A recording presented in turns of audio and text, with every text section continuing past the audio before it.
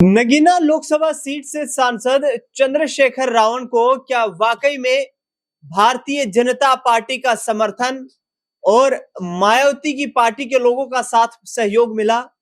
क्या वाकई में चंद्रशेखर को जिताने के लिए बीजेपी और बीएसपी ने कोई बड़ा राजनीतिक खेल किया था? दरअसल पहले ही लोकसभा के चुनाव में उत्तर प्रदेश में नगीना लोकसभा सीट से चंद्रशेखर रावण को जीत नसीब हुई।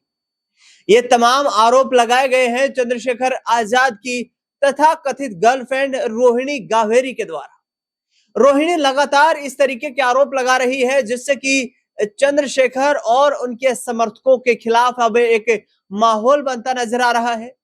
पिछले 2 हफ्ते से ज्यादा वक्त से लगातार रोहिणी ये कह रही है कि चंद्रशेखर ने तो मेरे विश्वास के साथ खिलवाड़ किया है।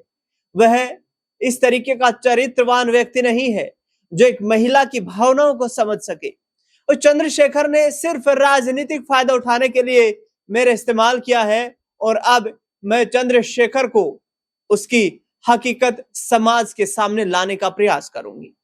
दरअसल बता दें आपको कि रोहिणी ने जिस तरीके से चंद्रशेखर के खिलाफ यौन संबंध बनाने के आरोप लगाए और ये कहा कि मेरी मजबूरी का फायदा उठाकर चंद्रशेखर ने यह घिनौना कृत्य मेरे साथ किया। उसने मुझे शादी का झांसा दिया और अब जब उसने शादी का दावा ठोका तो चंद्रशेखर ने अपने पैर वापस खींच लिए, यानी कि सीधे तौर पर कहें कि चंद्रशेखर ने रोहिणी को बिना किसी सूचना के ही शादी कर ली और उसके बाद चंद्रशेखर अब ये कह रहा है कि मेरे रोहिणी के साथ कोई संबंध नहीं रहे हैं।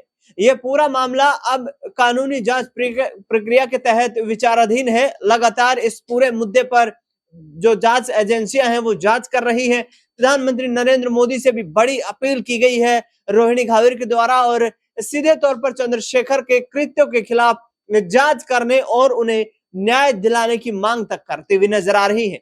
लेकिन गुरुद्वारे पहुंची रोहिणी गावेरी ने सीधे तौर पर चंद्रशेखर के खिलाफ मोर्चा खोल दिया है।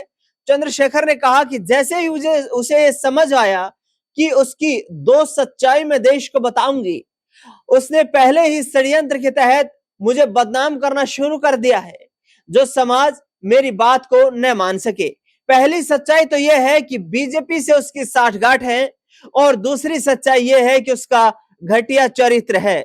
बीजेपी नेताओं के साथ फोटो वायरल करना शुरू कर दिया है और मेरे भाइयों के साथ तक फोटोज वायरल कराए गए हैं जो समाज को मूर्ख बनाया जा सके। इसके आगे रोहिणी गावेरी ने साफ तौर पर कहा है कि मेरे बीजेपी के नेताओं के साथ फोटो जो वायरल किए गए हैं वो सिर्फ और सिर्फ समाज को मूर्ख बनाने के लिए किए गए हैं। लेकिन वो कहते हैं न सच कभी छुपता है और न ही उसको धूमिल किया जा सकता है, सच हमेशा सामने जरूर आता है।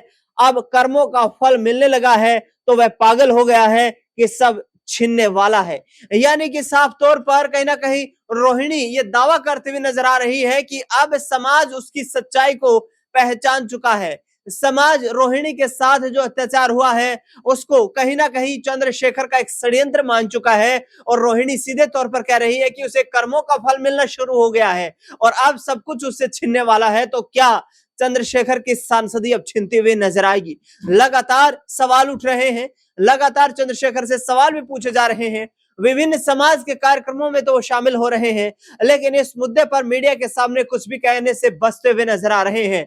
देखना दिलचस्प होगा कि स्वदेश लौटने का दावा कर रही रोहिणी गावेरी अब आने वाले वक्त में किस तरीके से चंद्रशेखर की मुश्किलें बढ़ाती हुई नजर आती है। फिलहाल इस खास रिपोर्ट में इतना ही। देश दुनिया से जुड़ी तमाम बड़ी खबरों के लिए देखते रहिए नेक्स्ट 9 आवाज।